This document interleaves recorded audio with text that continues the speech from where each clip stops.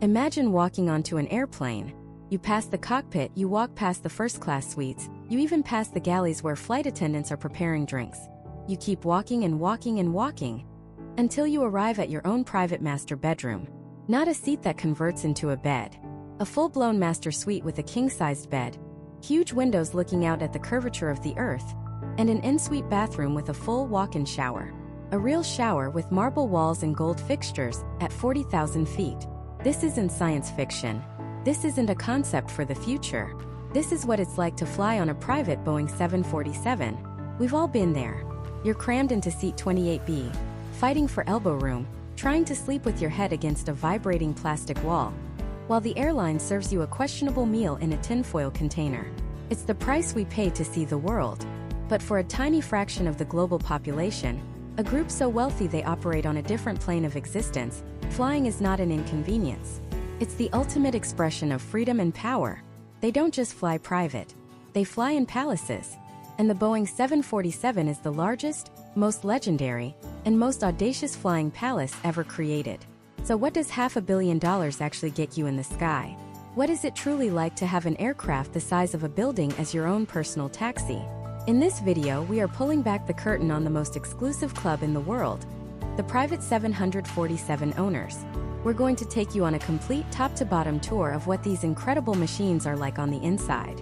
We'll explore the mind-boggling costs not just to buy one, but the staggering expense to keep it in the air. We'll uncover the insane amenities, from private cinemas and boardrooms to medical suites that are better equipped than some rural hospitals. And we'll look at the handful of people, the heads of state, the mysterious billionaires, and the royal families who actually own them. This is your all-access pass into a world you've never seen before. A world where the normal rules of travel and, frankly, gravity don't seem to apply. To truly understand why someone would even want a private 747, you have to understand the legend of the 747 itself. For over 50 years, this was the undisputed queen of the skies. When it was introduced by Boeing in 1970, it was a revolution. It was the first ever jumbo jet, a wide-body behemoth that was more than twice the size of the next largest airliner. That iconic hump at the front, the four massive engines. It was a symbol of American engineering prowess and ambition. The 747 didn't just change aviation. It changed the world. Its sheer size and efficiency made air travel affordable for the masses for the first time in history. It connected continents, created tourism industries, and shrunk the planet. For decades, if you wanted to fly from New York to Tokyo or London to Sydney, you were probably flying on a 747. It was the flagship of every major airline. But because of its size and its four-engine design, it was also a symbol of prestige. It was the aircraft chosen by the President of the United States for Air Force One. It was the aircraft of choice for emperors, kings, and sultans around the globe. The 747 was, and always has been, more than just a plane. It's a statement. It says you've arrived, both literally and figuratively. But as the years went on, airlines began to favor smaller, more fuel-efficient twin-engine jets like the Boeing 777 or the Airbus A350. The queen of the skies, with her four thirsty engines, started to become an economic liability for commercial carriers. Airlines began retiring their 747 fleets, sending these majestic giants to boneyards in the desert. But this is where our story takes a fascinating turn. While the age of the 747 as a passenger airliner was coming to a close, a new, even more exclusive chapter was just beginning. A handful of the world's wealthiest individuals saw an opportunity. They could acquire these massive airframes and do something unprecedented: transform them into the largest and most luxurious private jets ever conceived. There are two main ways this happens. The first, and most expensive, is to order a brand new 747-8, the latest and final version, directly from Boeing. This is called a green aircraft, meaning it's delivered with a completely empty interior, a blank canvas. From there, the owner sends it to a specialized completion center, like Greenpoint Technologies in Washington or Jet Aviation in Switzerland. These are the master craftsmen of the aviation world. They will spend the next 2 to 3 years and hundreds of millions of dollars turning that empty metal tube into a bespoke masterpiece. The second route is to buy a second-hand 747 that's been retired from an airline. While the initial purchase price is much lower, the cost of gutting the entire interior, overhauling the engines and airframe, and then building a custom palace inside is still astronomical. Either way, we are talking about a project on a scale that is almost impossible to comprehend. So let's talk numbers. And I suggest you sit down for this. If you were to call up Boeing and order a brand new 747-8 for your personal use, the list price for the plane alone is about $420 million. But nobody pays list price, right? So let's be conservative and say you get a deal for around $400 million. That's just for the plane. The empty plane. Now comes the interior. A VVIP, top-of-the-line custom interior for an aircraft this size starts at around $150 million and can easily exceed $250 million. We're talking about installing boardrooms, private offices, dining halls that seat 20 people, master suites, guest suites, steam rooms, and even elevators. Yes, an elevator on a plane. So, all in, you are looking at a final price tag of somewhere between $550 and $650 million. For one airplane. Let's put that number in perspective. For $650 million, you could buy 3 brand new Airbus A380s, the largest passenger plane in the world. You could buy an entire fleet of smaller private jets. You could buy a 400-foot superyacht, a private island in the Caribbean, and still have enough left over to buy a couple of NFL teams. It is a level of wealth that is simply staggering. This isn't just a plane. It's a flying sovereign state. And that's just the purchase price. The cost to simply keep this thing operational is where it gets truly insane. The 747 has over 4,800 square feet of cabin space. That's bigger than the average American house, and it's flying at 600 miles per hour, 8 miles up in the sky. To keep it there, you need a crew of around 18 to 20 people. That includes at least 4 pilots who work in shifts, a flight engineer, multiple cabin crew, a private chef, and maintenance technicians. Just their salaries and training will cost you millions per year. Then there's the fuel. The 4 massive engines on a 747 can burn through about 4,000 gallons of jet fuel per hour. A flight from New York to London might consume over 60,000 gallons. At today's prices, that's a fuel bill of over $300,000. One way. Parking this beast at a major airport? That can cost thousands, sometimes tens of thousands of dollars per day. Insurance? We're talking millions per year. Maintenance? A single engine overhaul can cost upwards of $10 million. All told, the conservative estimate for the annual operating cost of a private 747 is between $25 and $40 million. You are spending the price of a new Gulfstream jet every single year, just to keep your 747 ready to fly. This is a level of expenditure that filters out everyone except for a very, very small number of people on the planet. We're talking about governments, royal families, and maybe a dozen or so individual billionaires. The Sultan of Brunei has one. The government of Qatar has an entire fleet of them for their royal family. The Emir of Kuwait, the ruler of Oman, the Kingdom of Saudi Arabia. They all operate private 747s. It is the ultimate symbol of national power and personal wealth. Now that we understand the sheer scale of the investment and the legacy of this incredible machine, it's time to do what we came here to do. It's time to step inside. We're standing on the tarmac, looking up at this absolute titan of aviation. It doesn't look like a jet. It looks like a skyscraper lying on its side. The engines are so large you could stand inside them. The tail is as tall as a 6-story building. The private air stairs are down. A red carpet leading up to the main door. And as that door opens, the world of commercial travel, of cramped seats and plastic trays, simply melts away. What waits for us inside is more opulent, more spacious, and more unbelievable than you can possibly imagine. So let's go. Let's step aboard. The first thing that hits you isn't what you see, but what you don't hear. The chaotic symphony of the airport tarmac, the whining engines, the rumble of baggage carts, the shouting ground crew. It all just vanishes. The heavy door closes with a soft, satisfying thud, like a vault sealing you away from the outside world. And you're enveloped in a profound engineered silence. It's a quiet so complete, you can almost feel it pressing on your eardrums. Your feet sink into a cream-colored carpet so thick it feels like walking on a cloud. The air inside doesn't have that recycled, slightly stale scent of a commercial airliner. It smells faintly of rich leather and a clean, almost imperceptible floral note, like a 5-star hotel lobby that has no intention of ever being anything less than perfect. And then your eyes adjust and you truly take it in. You're not in a tube. You're standing in a grand foyer. A 2-story foyer. On an airplane. To your right, a gleaming full-size spiral staircase, crafted from polished mahogany with brass inlays, winds its way up to the iconic hump of the 747. It's not some steep, narrow ladder like the ones flight attendants use. This is a work of art, a feature you'd expect in a Beverly Hills mansion, not a vehicle designed to cruise at 35,000 feet. Straight ahead, the cabin opens up into a space that defies the very physics of flight. This is the main lounge, and it's larger than my first apartment. There are no rows of seats. There are no overhead bins creating a claustrophobic ceiling. Instead, the space is arranged like a high-end living room. Two long, curving sofas upholstered in a soft, sandy-colored fabric face each other, creating an intimate conversational area. Between them sits a massive, low-profile coffee table made from a single solid piece of dark wood. Its surface polished to a mirror finish. It's not bolted to the floor. Nothing feels bolted to the floor.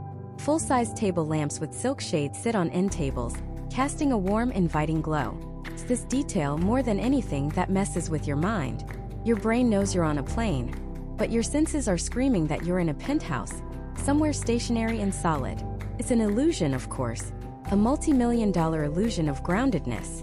On a commercial flight, everything is a reminder that you're in the air. The lightweight plastic, the flimsy tray tables, the way everything is designed to be stowed away. Here, the design philosophy is the exact opposite. It's about making you forget. The weight of the furniture, the permanence of the fixtures, the sheer quality of the materials. It's all engineered to create a sense of stability and calm, to insulate you from the reality that you are hurtling through the stratosphere at over 500 miles per hour. As we walk past the lounge, my hand instinctively brushes against the wall. It's not the cold, plastic paneling of a typical jet. It's covered in a soft, textured suede, a tactile pleasure that seems impossibly decadent.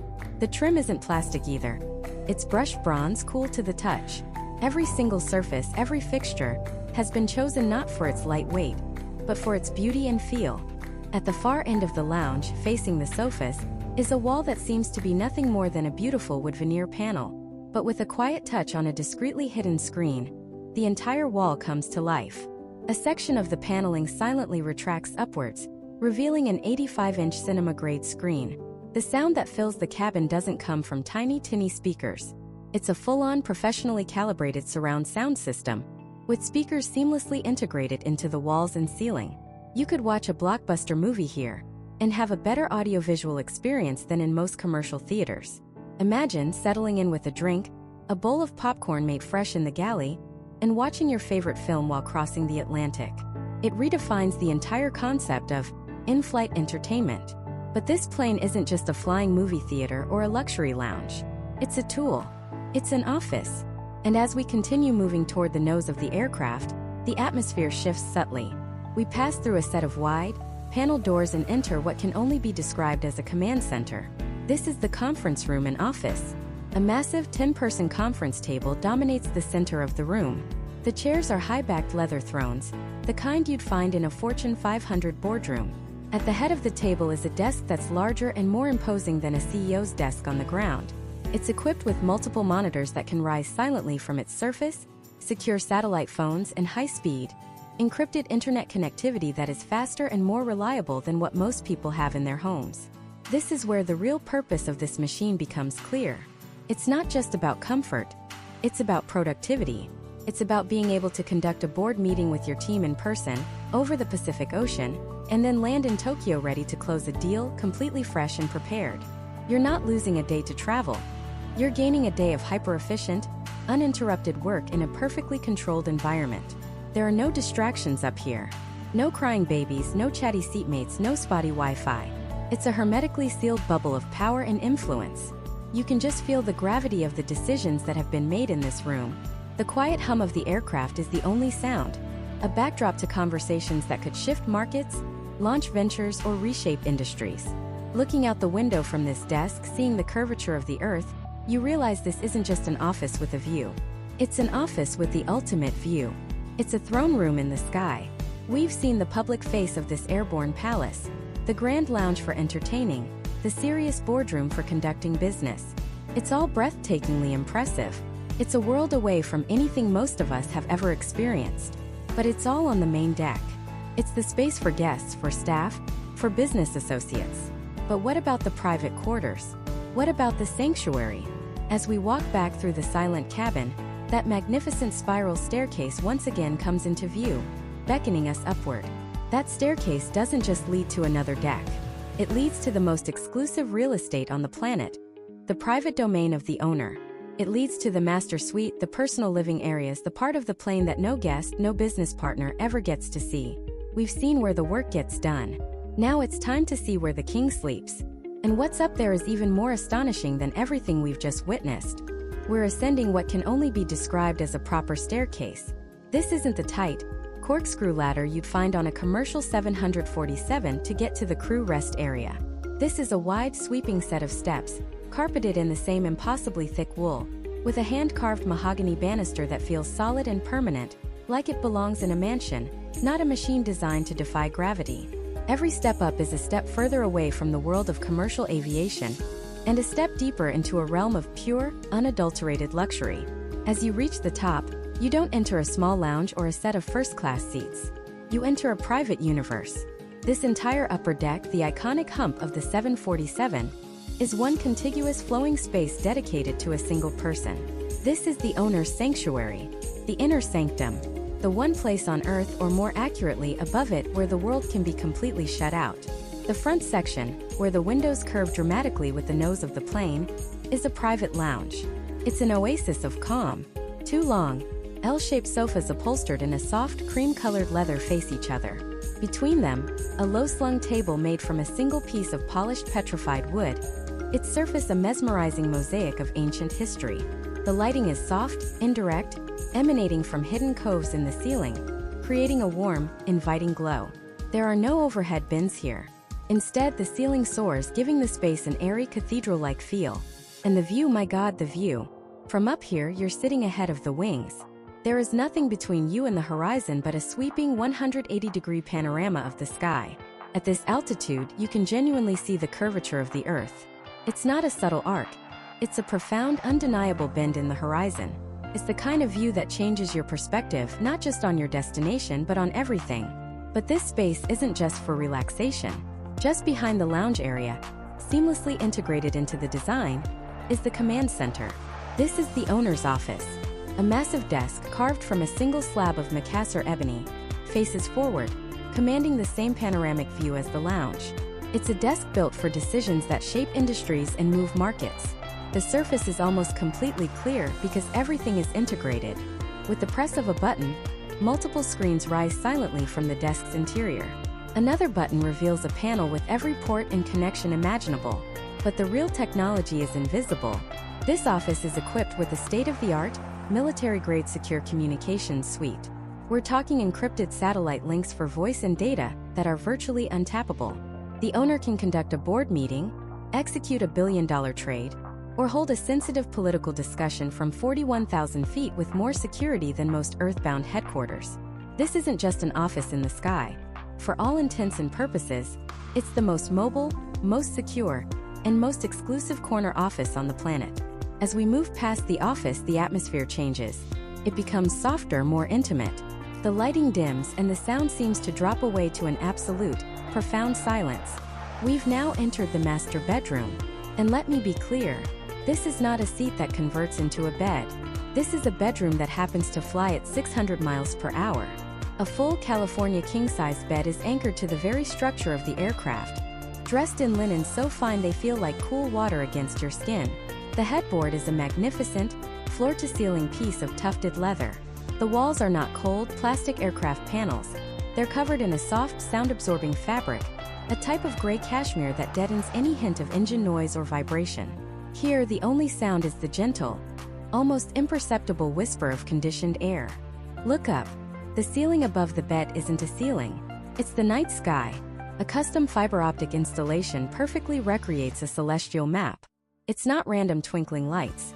It's an astronomically correct star chart, rumored to be programmed to show the constellations as they appeared on the night the owner was born. Imagine lying here, suspended between the real stars outside and the memory of them above you, in total silence and comfort. It's the ultimate escape. Flanking the bed are two large windows, each with an electronically controlled dimmer that can go from crystal clear to 100% opaque in seconds, allowing for total darkness even in the middle of the day. There's a massive widescreen television that retracts into the ceiling, and a sound system that delivers perfect, concert hall audio without a single visible speaker. This entire upper deck is a masterpiece, But we haven't even reached the part that truly breaks the brain. The part that defies the very logic of what's possible inside an airplane. Through a discreet door at the back of the bedroom, we find the master bathroom, or more accurately, the en-suite spa. And this is where reality completely disconnects. The floor is heated. Let me say that again. The floor on an airplane is heated. It's a warm, pleasant sensation under your feet, the kind you expect at a Four Seasons resort, not in a pressurized aluminum tube. The entire room is clad in a single type of Italian marble, a beautiful light-veined calacatta, with fixtures that appear to be solid brushed gold. There's a spacious vanity with 2 sinks, a toilet, and a bidet, but that's not what your eyes are drawn to. Your eyes are drawn to the shower, a full-sized, walk-in, glass-enclosed rainfall shower. It's larger than the showers in most New York City apartments. The engineering required to make this a reality is staggering. Think about it. You need massive freshwater tanks, a high-pressure water pump, a sophisticated high-capacity water heater that can deliver perfectly hot water on demand, and a drainage and gray water storage system that can handle it all in flight, through turbulence at any angle of ascent or descent. This isn't just plumbing. It's a miracle of aerospace engineering, all dedicated to the singular purpose of allowing one person to take a proper, hot, high-pressure shower whenever they want, 7 miles above the ground. It's the ultimate statement of power over the elements, over the constraints of travel.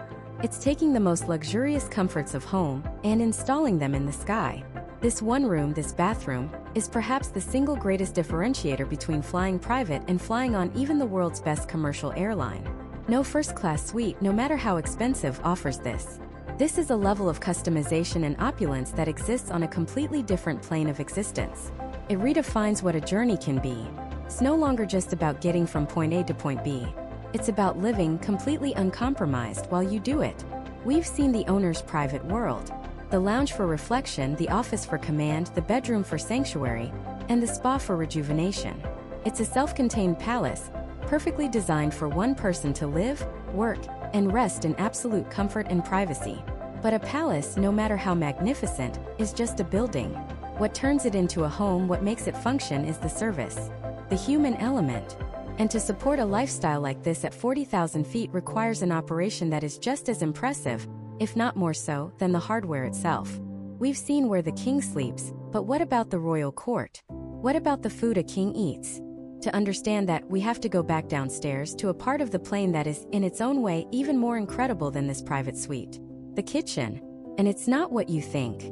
It's a word that almost feels insulting to what's actually here. Kitchen implies a small, functional space. But this is a culinary command center.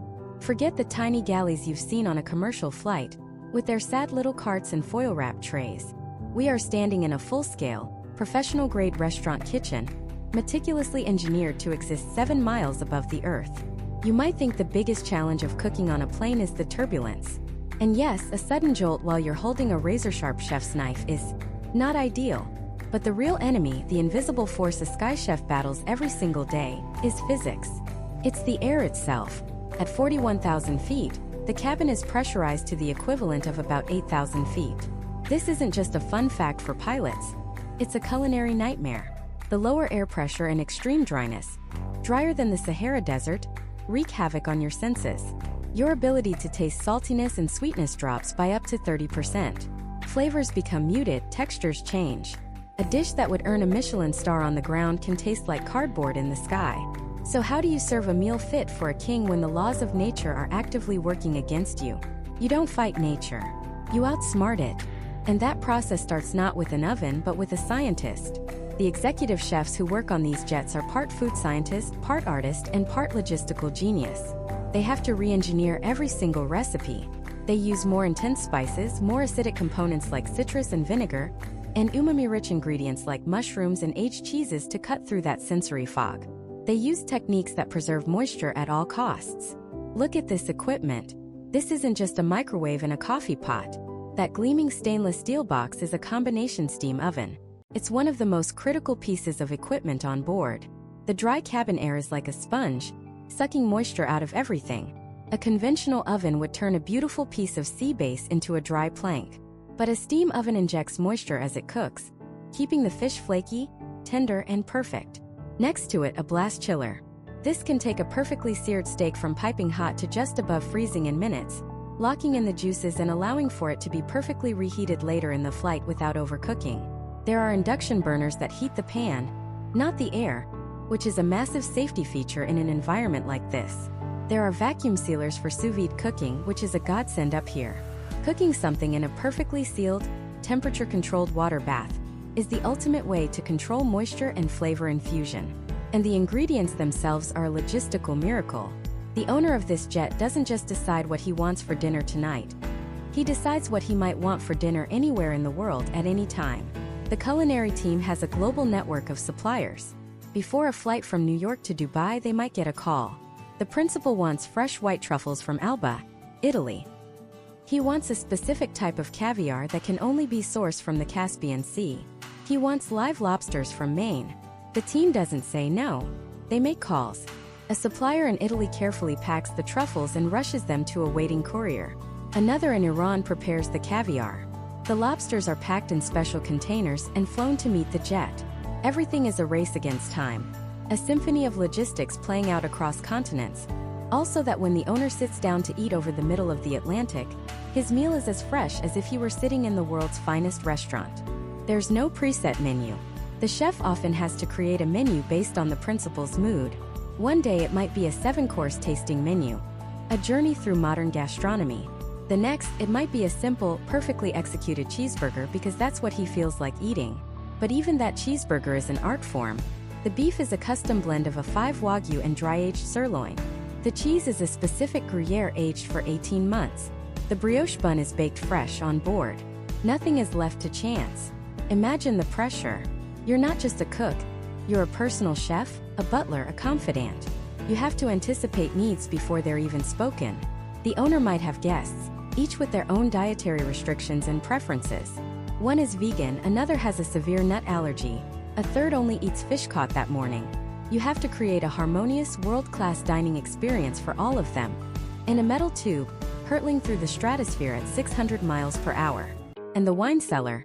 It's not a cellar, of course, but a series of temperature and humidity-controlled coolers, built right into the fuselage. We're talking about bottles of Screaming Eagle Cabernet, Domaine de la Romanée-Conti, vintage Krug champagne. Wines that cost more than a new car. Each one carefully stored to ensure that when it's opened at altitude, its complex bouquet hasn't been damaged by the vibrations or pressure changes. The head of service is a master sommelier, trained to understand how the altitude will affect the wine's taste profile, and how to pair it perfectly with the chef's re-engineered dishes. This entire section of the plane is a testament to an idea that with enough money and enough engineering, you can defy reality. You can create a pocket of perfection where the normal rules don't apply, where the food tastes just as vibrant, the wine just as complex, and the service just as flawless as it would on solid ground. It's a flying culinary embassy, capable of producing any dish from any culture at a moment's notice. But this incredible galley, and the royal suite upstairs, they only serve 1 or 2 people. This is a Boeing 747, a plane designed to carry over 400. So if the king is up in his castle, and his private chefs are down here in their state-of-the-art kitchen, where is everyone else? Where does the staff sleep? Where does the security detail sit? What about the advisors, the family, the entourage that travels with a person of this stature? You can't just put them in economy class. On a plane like this, there is no economy class. The rest of the main deck is a whole other world, designed for the court that surrounds the king. And it's just as impressive in a completely different way. Stepping out from the serene privacy of the master suite is like moving from a penthouse apartment into the world's most exclusive corporate headquarters. The atmosphere shifts instantly. The plush, deep pile carpets and hushed tones of the private quarters give way to a space that hums with quiet, focused energy. This is where the real business of power gets done. The forward section of the main deck is essentially a first-class cabin that makes commercial first class look like a budget option. There are perhaps 20 to 30 individual pods, but calling them seats feels like a disservice. Each one is more like a personal workstation, a cocoon of productivity and comfort. They're upholstered in the kind of soft, buttery leather you'd expect to find in a Bentley, with polished burled walnut or carbon fiber accents depending on the owner's taste. These aren't just seats that recline.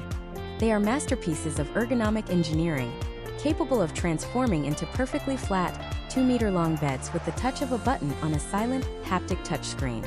Each station has its own massive 4K screen, we're talking 32 inches or more, that retracts smoothly into the console. The connectivity is staggering. We're not talking about spotty, slow airplane Wi-Fi.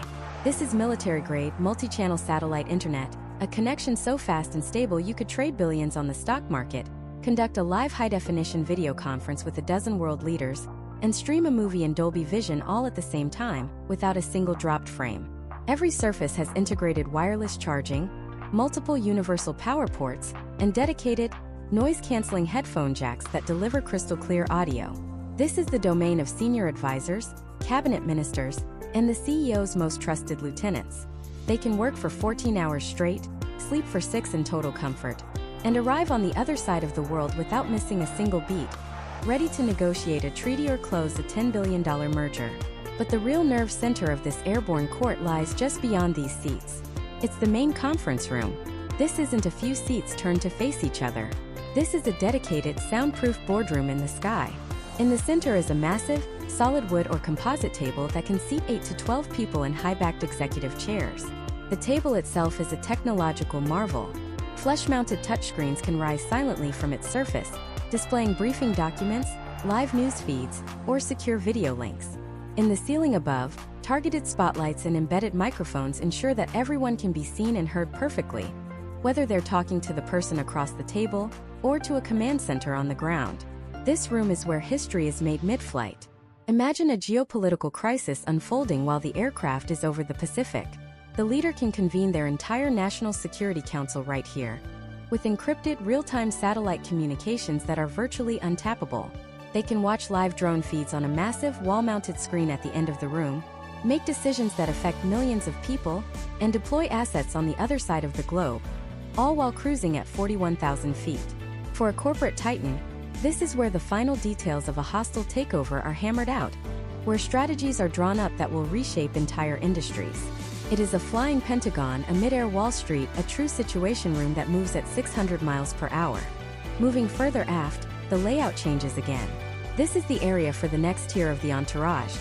Junior staff, security detail, personal assistants, and technical specialists.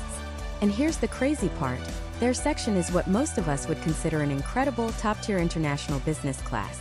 There are rows of spacious lie-flat seats, each with a large personal entertainment screen and ample storage. The service is still impeccable, the food is still gourmet, but the sheer exclusivity and personal space of the forward cabins is slightly diminished. It's a clear, unspoken delineation of the hierarchy on board. Even in the pinnacle of luxury, there are still levels. This section ensures that the entire support staff, from the communications tech to the press secretary, arrives rested and ready to perform. And supporting all of this, tucked away behind discreet doors and bulkheads, is an operation that rivals a 5-star hotel. The galleys, and on a 747 there are multiple, are not the cramped closets you see on a commercial flight.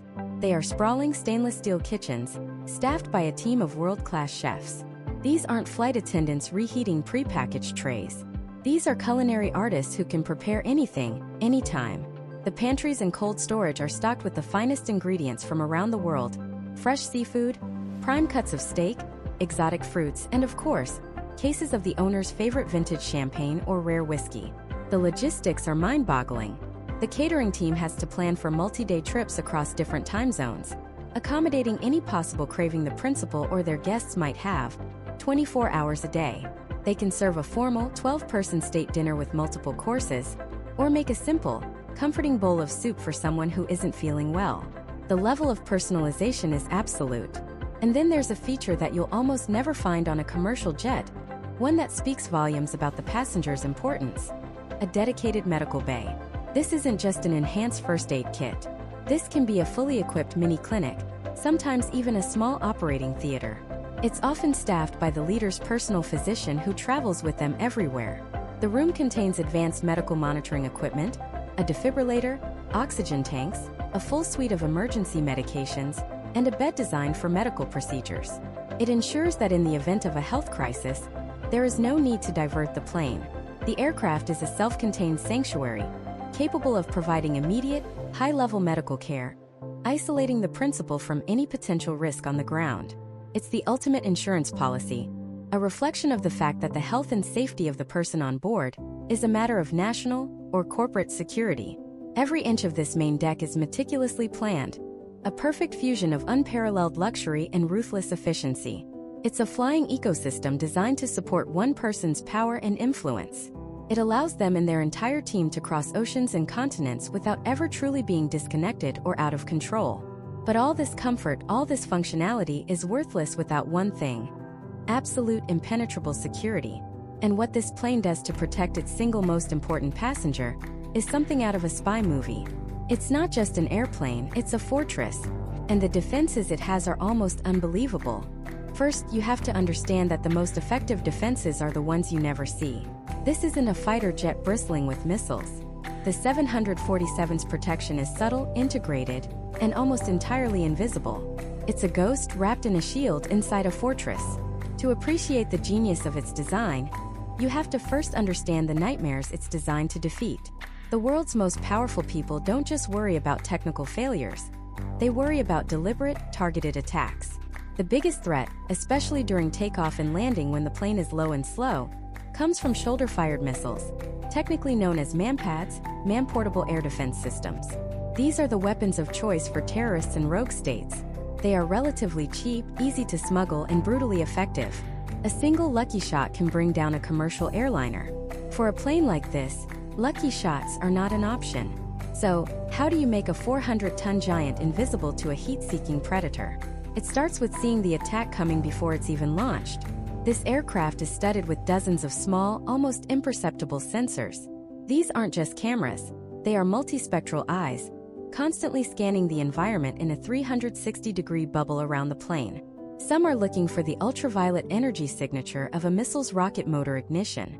The instant a missile is fired, before it has even traveled a few hundred feet, the plane knows. It knows the exact location it was fired from, its speed, and its trajectory. This is the Missile Approach Warning System, or MAWS, and it's the plane's tripwire. Simultaneously, another set of sensors, the radar warning receivers, are listening. They are listening for the telltale electronic whispers of enemy radar systems painting the aircraft, trying to get a lock. The second it hears that electronic probe, alarms don't just sound in the cockpit. An automated, artificial intelligence-driven defense system kicks into high gear. This is where the spy movie begins. The plane's first line of defense is not physical. It's electronic. It's a system of high-powered jammers that can blind and confuse incoming threats. If an enemy radar locks on, the 747 doesn't just sit there and take it. It fights back with a torrent of focused radio energy. It can create phantom targets, making it seem like there are a dozen identical 747s flying in formation. It can warp the radar signal, making the giant plane seem like a tiny bird, or disappear from the screen entirely. It's the electronic equivalent of a magician's sleight of hand, creating a distraction so powerful the enemy's guidance system simply gives up, utterly bewildered. This is a silent, invisible war being fought at the speed of light, and it's a war this plane is designed to win. But what about heat-seeking missiles? They don't use radar. They hunt the massive thermal signature of the 4 giant jet engines. You can't electronically jam a missile that's just looking for heat. For that, you need a more visceral defense. This is where the classic countermeasures come in: flares. But these are not the simple fireworks you see in movies. Housed in discrete launchers along the fuselage are cartridges packed with special pyrotechnic materials, magnesium and other elements, designed to burn at a temperature even hotter than a jet engine's exhaust. When the MAWS detects an incoming heat seeker, it automatically ejects a pattern of these flares. To the missile's simple, heat-obsessed brain, it's like trying to find your friend in a stadium where every single person suddenly has a searchlight pointed at your face. The missile becomes overwhelmed, confused, and chases the hotter, more attractive flare, harmlessly detonating a safe distance from the aircraft. The plane can also deploy chaff, bundles of tiny aluminum or fiberglass fibers. When released, they blossom into a massive cloud that reflects radar signals, creating a huge, shimmering false target that a radar-guided missile will lock onto instead of the actual plane. But even that isn't the ultimate defense. Flares and chaff are a last resort. The most advanced, most mind-bendingly sophisticated system on this plane is something called a Directed Infrared Countermeasure System, or DIRCM. Imagine small turrets, almost like little R2-D2 units, emerging from the top and bottom of the fuselage. Once the MAWS detects a missile launch, these turrets lock onto the incoming missile in a fraction of a second. They don't fire bullets. They fire a high-intensity, modulated beam of laser energy directly into the missile's seeker head. This laser doesn't destroy the missile. It does something far more clever. Blinds it. It overloads the missile's guidance optics, effectively scrambling its brain. The missile loses its lock, loses its direction, and veers off course, becoming just another piece of falling metal. The entire engagement, from detection to neutralization, happens in less than 2 seconds. The passengers inside might not even know it happened. It is the single most effective anti-missile system ever placed on an aircraft, a true invisible shield made of light. Beyond these active countermeasures, the entire aircraft is a hardened survivor. This isn't a fragile aluminum tube like a commercial airliner. Key sections of the fuselage, especially around the cockpit, the passenger cabin, and critical flight systems, are armored with advanced, lightweight composite materials capable of stopping small arms fire and shrapnel from a nearby explosion. The windows aren't just plexiglass. They're ballistic grade, thick enough to withstand a direct impact. Every critical system on the 747 is designed with massive redundancy. It has 4 engines, but it can fly safely on 3, or even 2 in an emergency. It has multiple, independent hydraulic systems and electrical generators. The idea is that no single point of failure or no single lucky shot can bring the plane down. It's designed to absorb damage and keep flying. And this fortress-like security extends to the invisible world of communications. Every single signal sent to or from the aircraft, voice, data, video, is protected by military-grade NSA-level encryption. Eavesdropping is impossible. The communications suite is also hardened against a more catastrophic threat, an electromagnetic pulse, or EMP. An EMP, generated by a nuclear detonation, can fry the electronics of any unprotected vehicle in an instant. This 747, however, has its vital avionics and command and control systems housed within a shielded shell, a concept known as a Faraday cage, allowing it to fly through an environment where every other plane would simply fall out of the sky. It's not just a private jet. It's a survivable command post, a mobile Oval Office that can withstand the unthinkable. The pilots are not just seasoned airline captains. They are often ex-military aviators with thousands of hours in heavy aircraft, trained to perform evasive maneuvers that would seem impossible for a plane of this size. They can execute steep banking turns and rapid changes in altitude to break a missile lock, pushing the 747 to the very edge of its performance envelope. But all this bleeding-edge technology, all this armor and electronic wizardry, creates a different kind of challenge. A challenge that costs millions of dollars per hour and requires a small army to manage, even when the plane is just sitting on the ground. The security is just the beginning of the story of what it takes to operate this machine. The sheer human and logistical effort required to keep this fortress in the sky is, in its own way, even more staggering than the technology itself. To operate a machine of this scale is to command a small private army. An army of specialists whose entire professional existence revolves around this one aircraft and its principal.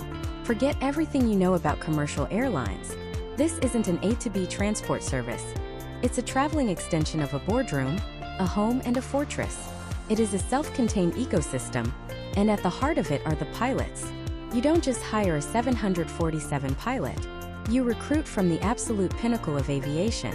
We're talking about former lead pilots for major international airlines, the ones with 20,000 plus hours, the ones who trained other pilots. Often, they have backgrounds as military transport commanders or even test pilots.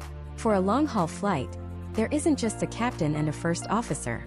There's a full relief crew on board, typically 2 captains and 2 first officers, allowing for constant, fresh-eyed vigilance on flights that can push 18 hours. They operate in shifts, ensuring the A-team is always at the controls. Their training is relentless and specific to this exact airframe, with its unique weight, balance, and system modifications. They spend weeks every year in a Level D full-motion simulator, a perfect digital twin of their aircraft, practicing not just standard emergencies, but bespoke scenarios tailored to the owner's travel patterns. A sudden diversion to an obscure airfield with a short runway, an engine failure over the Himalayas, a rapid depressurization while a critical negotiation is happening in the conference room. Their job isn't just to fly the plane. It's to be invisible guarantors of perfect, uninterrupted passage through the sky. But they are just the tip of the spear. Step back from the flight deck, and you enter the domain of the cabin crew. And again, the term flight attendant is wholly inadequate. These are service directors, hospitality managers, and personal assistants who happen to work at 41,000 feet. They are often recruited from the world's most exclusive five-star hotels, private yachts, and even royal households. They undergo months of training that goes far beyond safety procedures. They learn silver service, wine pairings, and the specific culinary preferences of the principal and their regular guests. They are trained in cultural etiquette for every conceivable destination, knowing when to bow in Tokyo or the proper way to address a dignitary from the Middle East. They memorize the names, faces, and preferences of dozens, if not hundreds, of potential passengers. They know who likes their coffee with a single raw sugar cube, who prefers their stateroom at a precise 21.5 degrees Celsius, and who needs a specific brand of sparkling water, chilled but with no ice. They are masters of discretion, trained to be present but unseen, anticipating a need before it's ever spoken. Their uniform is often a bespoke suit, and their role is to make a metal tube hurtling through the stratosphere feel more seamless, comfortable, and personalized than any hotel on the ground. And then there's the food. The galley on this 747 is not a place for reheating foil-wrap trays. It's a state-of-the-art professional kitchen, designed by Michelin-starred chefs, capable of producing anything you could desire. And presiding over it is a dedicated, world-class executive chef. This chef doesn't just plan menus, they run a global culinary intelligence operation. Before any trip, they are in contact with purveyors in the destination city, arranging for the absolute freshest local ingredients to be brought directly to the aircraft. If the principal has a sudden craving for fresh sea urchin while flying over Siberia, the logistics chain is activated. A call is made, and by the time they land in Seoul for a technical stop, a chilled container of that sea urchin will be waiting on the tarmac, ready to be loaded. The chef has to be a master of food science, understanding how altitude and cabin pressure dull the sense of taste and smell, adjusting recipes to be more vibrant and flavorful in the air. They work with walk-in refrigerators, blast chillers, convection ovens, and induction cooktops. They are preparing multi-course tasting menus, a simple grilled cheese sandwich, or a full banquet for 30 guests, all from scratch, all while navigating the subtle turbulence of the jet stream. This is the visible crew. But behind them stands a much larger unseen army. For every hour this 747 is in the air, there are dozens of hours of work being done on the ground by a team that is just as elite. Chief among them is the dedicated maintenance and engineering team. This aircraft doesn't just pull up to a gate and get serviced by the local ground crew. It has its own team of engineers, specialists in its specific engines, avionics, and custom interior systems. At least one lead engineer travels on every single flight, occupying a small office and workshop in the lower cargo hold. They have a flyaway kit, a massive container with critical spare parts, diagnostic tools, and everything needed to fix most common, and many uncommon, issues anywhere in the world without local assistance. Before the plane even lands, another part of the engineering team may have already flown ahead commercially to the destination. They are there to pre-screen the local fuel for quality, inspect the parking stand, and prepare for any scheduled maintenance, ensuring zero downtime for the principal.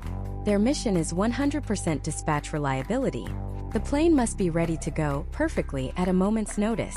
Delays are not an option. And we have to zoom out even further to the Flight Operations Center. This is the brain of the entire enterprise. It's a 24/7 command center staffed with dispatchers, meteorologists, and international planners. They don't just file a flight plan. They run dozens of potential routes for every trip, analyzing weather patterns, jet streams, and potential security threats in real time. They are constantly looking for the smoothest, fastest, safest path through the sky. But their most complex job is navigating the web of international bureaucracy. They are masters of diplomacy, securing landing permits, overflight rights, and ground handling services in countries around the globe. This can take weeks of negotiation. Need to fly over a restricted military zone? They work the back channels to get a waiver. Need to land at a private airport that has never seen an aircraft this large? They dispatch a team to survey the runway and negotiate with the local authorities. They manage the cruise schedules, ensuring they are always rested and certified. They coordinate with the catering teams, the ground transportation, the security details. They are the chess players thinking 10 moves ahead, choreographing a global ballet of logistics so that when the owner decides they want to go from New York to a remote island in the Pacific, they can simply walk up the stairs and take off, completely oblivious to the mountain of work that made it possible.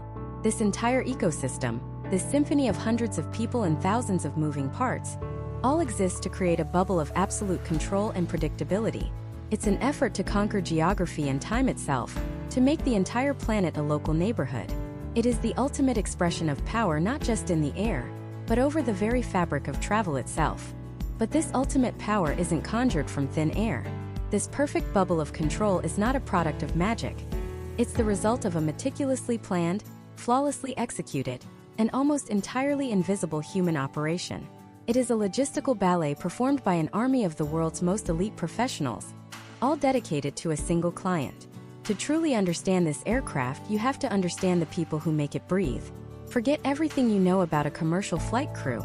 The team on a private 747 operates on a different plane of existence. They are handpicked from the absolute pinnacle of their respective fields. The pilots, for instance. These aren't just seasoned captains.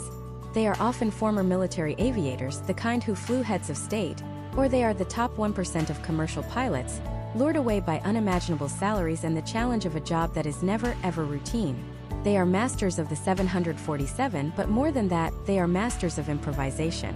The owner might decide, halfway over the Atlantic, that they'd rather go to Marrakesh for lunch instead of Paris. The pilots don't just say, okay. They, along with a dedicated team on the ground, immediately begin a symphony of complex calculations. Rerouting, checking fuel, coordinating with air traffic control across multiple countries, securing landing slots and diplomatic clearances, all while making it seem as effortless as a driver taking a different exit on the freeway.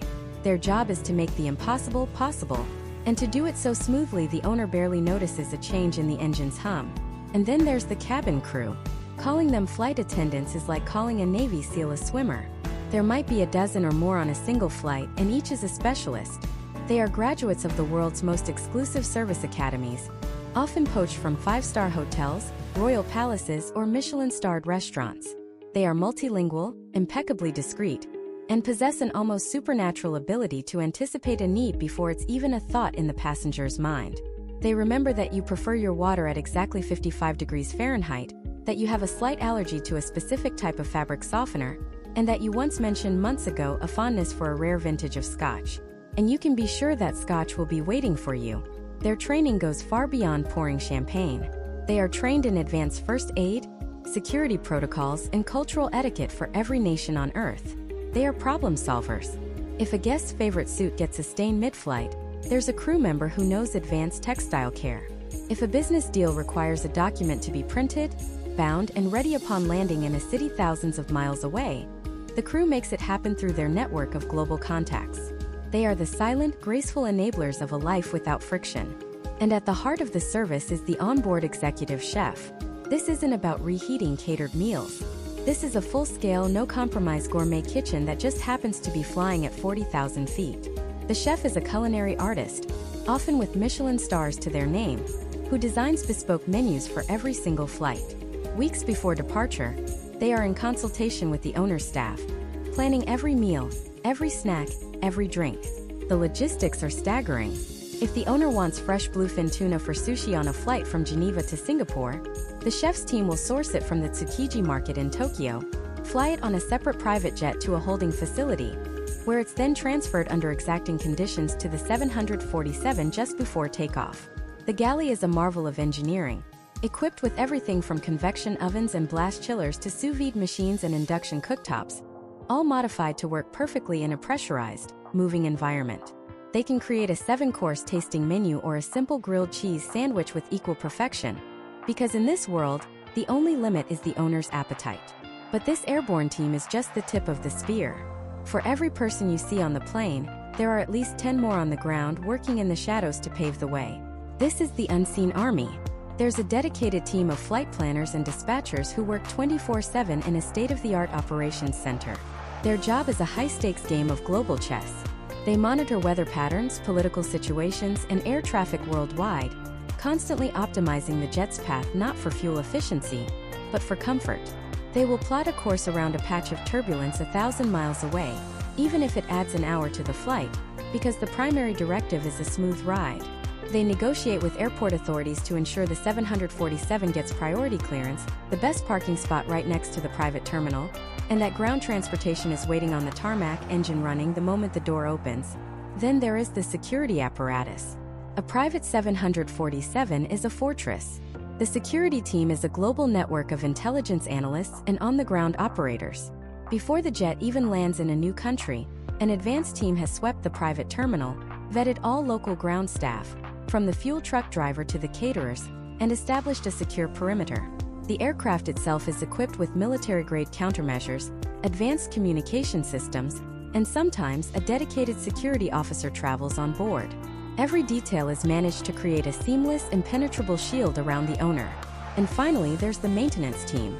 A commercial airline maintains its planes to meet rigorous safety standards. The dedicated engineering team for a private 747 maintains it to a standard of absolute perfection. Many of the lead engineers travel with the aircraft or are flown ahead to its next destination. They don't wait for parts to wear out. They replace them proactively, far ahead of schedule. They run diagnostics before and after every single flight. The plane is washed, polished, and detailed after every landing. The level of preventative maintenance is almost unimaginable, because for the owner, a 2-hour delay for a technical issue is not an inconvenience. It is an unacceptable failure of the entire system. This entire ecosystem, the pilots, the cabin crew, the chefs, the planners, the security, the engineers, is a multi-million-dollar per year operation designed to achieve one thing: to bend the world to the will of one individual. It's about creating an environment so perfect, so responsive, that the 8,000-mile journey from New York to Hong Kong feels less eventful than a drive to the grocery store. It transforms one of the most complex machines ever built by humankind into a simple, elegant tool of personal freedom. But as we stand in awe of this incredible human achievement, this flawless machine of service and logistics, a profound question begins to surface. What is the true cost of creating a world with no friction? What is the price of perfection? The price of perfection begins not with a line item, but with a number so large it almost loses its meaning. It's a figure that transcends the simple concept of being expensive and enters a realm of abstract, nation-state level economics. Let's start with the aircraft itself. A brand new Boeing 747-8, delivered green, meaning a hollow, empty shell of an airframe, costs around $400 million. But that's just the key to the front door. The real cost, the true price of creating this bespoke universe, is in the completion. The interior outfitting of a VVIP 747 is one of the most complex, expensive, and secretive endeavors in modern engineering. It's a process that can take 3 years and cost another $200 to $300 million, often exceeding the price of the plane itself. We're not talking about picking out leather seats from a catalog. We're talking about designing and certifying every single component from scratch. A shower stall has to be engineered to withstand 9 gs of force. A crystal chandelier must be designed to not become 1,000 tiny daggers in the event of severe turbulence. The weight of every slab of marble, every pane of glass, every thread of silk is calculated to the gram, because in aviation, weight is the enemy of range, efficiency, and ultimately freedom. The owner is in a constant battle against physics, paying millions to shave off kilograms, all in the pursuit of a flawless aesthetic. The total acquisition cost for a machine like this often pushes past $700 million. Let that sink in. Not to build a company, not to fund a foundation, but for a single private mode of transport. But that initial sum, as staggering as it is just the entrance fee. The true financial black hole is the cost of keeping it in the air. The operating cost of a private 747 isn't measured in dollars per mile. It's a torrent of cash measured in dollars per second. Let's talk about fuel. The 4 massive engines on this queen of the skies have a ravenous appetite. On a typical long-haul flight, this aircraft can consume over 4,000 gallons of jet fuel per hour. That's more fuel in 60 minutes than the average American driver uses in 6 years. At current prices, you're looking at a fuel bill of over $25,000 every single hour. But the fuel is just the beginning of the cascade. You have a flight crew of at least 4, 2 pilots, a flight engineer, a relief pilot, who are at the absolute pinnacle of their profession, commanding salaries to match.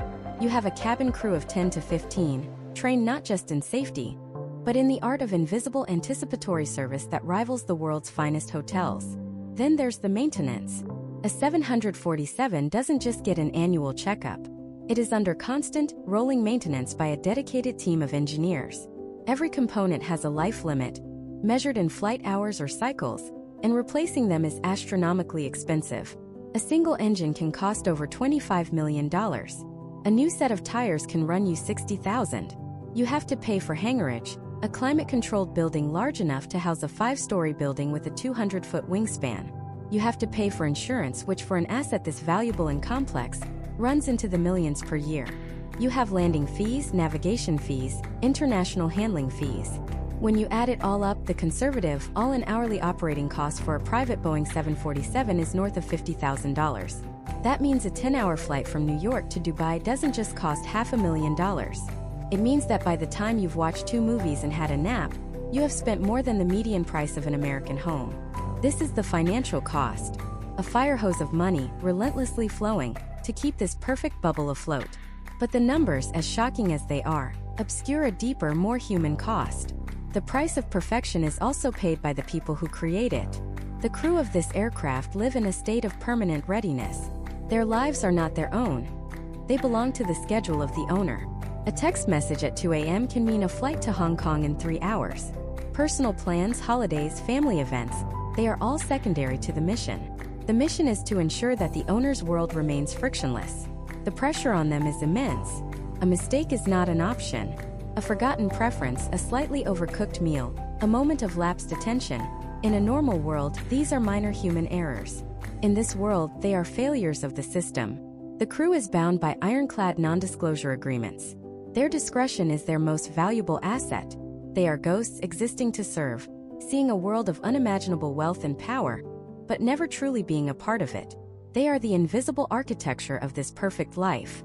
And then there is the cost that is paid not in dollars or in human dedication, but in the currency of the planet itself. We cannot stand in this cabin, surrounded by this impossible luxury, and ignore the shadow it casts. Flying is the most carbon-intensive activity an individual can undertake, and flying on a private 747 is the absolute apex of that intensity. On a commercial flight, the carbon footprint is shared among hundreds of passengers. Here it is concentrated on a handful. A single round trip from Los Angeles to London on this aircraft generates more carbon dioxide than 100 average American households do in an entire year. It's the environmental footprint of a small town, taking to the skies for the benefit of a single family. This is the uncomfortable paradox at the heart of the experience. Inside this pressure-sealed tube, the world is silent, clean, and perfect. The air is filtered, the temperature is precise, the service is flawless. It's a hermetically sealed utopia. But to create this utopia, the engines just a few feet away are burning literal tons of fossil fuel, leaving a trail across the sky that is the very definition of friction with the natural world. The price of this perfect isolated environment is a very real, very large, and very tangible impact on the shared environment of everyone else. So the cost is financial, a sum that could reshape industries or fund small nations. It is human, paid in the relentless dedication and personal sacrifice of a small army of professionals. And it is environmental, an impact of staggering proportions. All of this expenditure of money, of human effort, of carbon, is marshaled for one single purpose: to create a bubble. A perfect, seamless, utterly controlled reality for its occupants. It raises the ultimate question about this level of existence. When you have paid a king's ransom to insulate yourself from the world, to eliminate every challenge, every delay, every single inconvenience, what is the cost to your own soul? What happens when you build a gilded cage so perfect, you forget it's a cage at all? This is the fundamental paradox of absolute power, of infinite wealth. The goal is ultimate freedom, but the result is ultimate separation. You're not flying over the world. You're disconnected from it. You're not experiencing the journey. You're skipping it. Every interaction is curated. Every environment is controlled. Every potential for spontaneity or serendipity has been systematically engineered away. You're no longer a participant in the messy, beautiful, chaotic tapestry of humanity. You're a spectator watching it all from a soundproof, climate-controlled skybox a full 7 miles up. And as we begin our descent, that truth becomes palpable. The gentle, almost imperceptible tilt of the floor is the first sign. The world, which has been an abstract map of lights and textures for hours, slowly begins to resolve into something familiar. The captain's voice, as smooth and calm as it was on takeoff, materializes in the cabin, announcing our initial approach. There's no frantic scramble to stow luggage, no flight attendants rushing to collect last-minute trash, no baby crying 3 rows back. There is only the faintest change in the engine's hum, a subtle shift in the physics of our self-contained universe as it prepares to merge, however briefly, with the one everyone else lives in.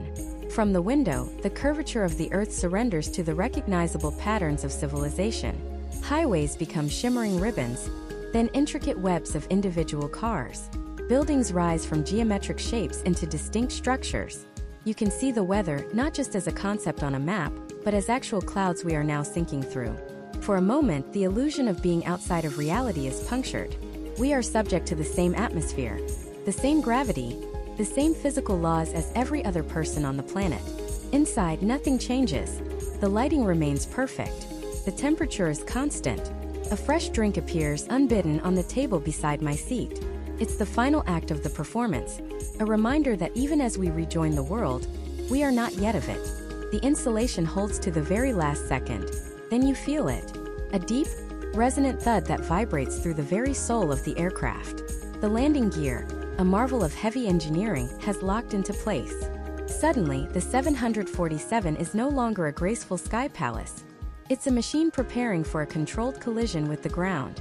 You see the flaps extending from the massive wings, great slats of metal articulating outwards, changing the airfoil, grabbing at the air, wrestling with it to bleed off speed. The sound is different now. The serene hum is replaced by a powerful, aerodynamic roar. This is the sound of 400 tons of metal and luxury being forced to slow down, to obey the rules of the runway. The ground rushes up to meet us. The intricate details of the airfield, the painted lines, the service vehicles, the heat haze shimmering off the tarmac, become startlingly clear.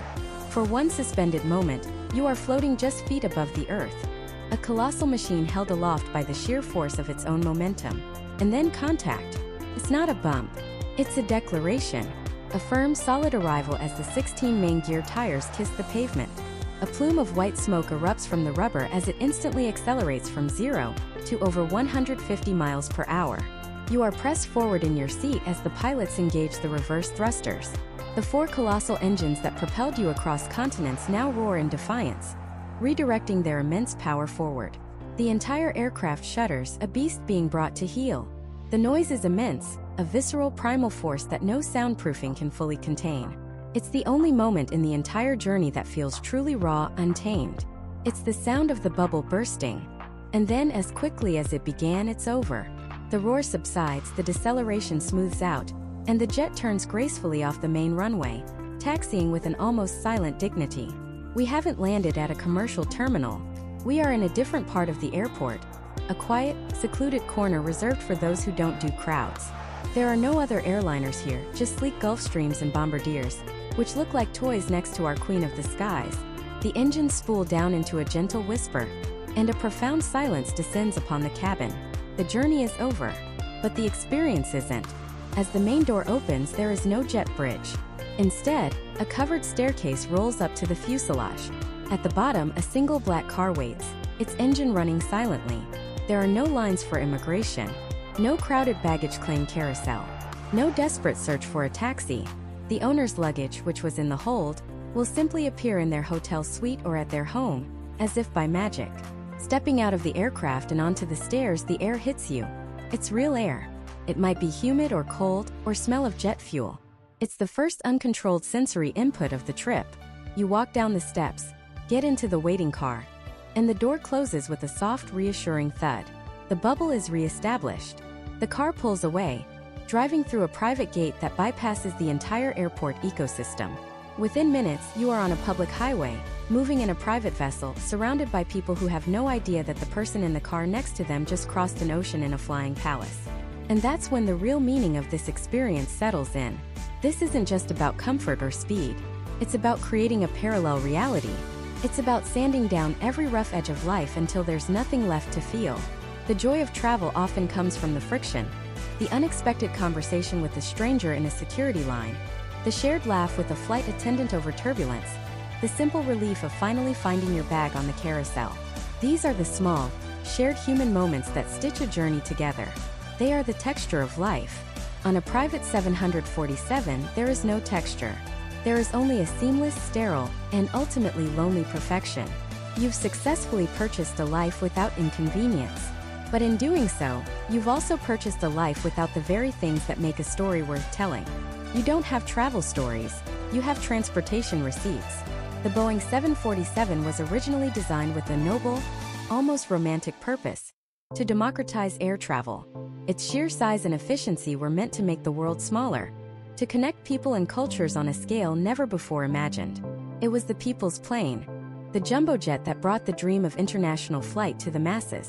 There is a beautiful tragic irony in seeing this monument to mass connection repurposed as the ultimate tool of personal isolation. A machine built to bring millions of people together, now exclusively used to keep one person apart. So what is it like to fly on a private Boeing 747? It's like living inside a beautiful, flawless, and utterly empty dream. It's a glimpse into a world where money has solved every problem, including the problem of being human. And as you look out the car window at the real world rushing by, you are left with one final haunting question. Is true luxury the ability to insulate yourself from the world, or is it the courage to fully immerse yourself in it, with all its beautiful, unpredictable, and glorious imperfections?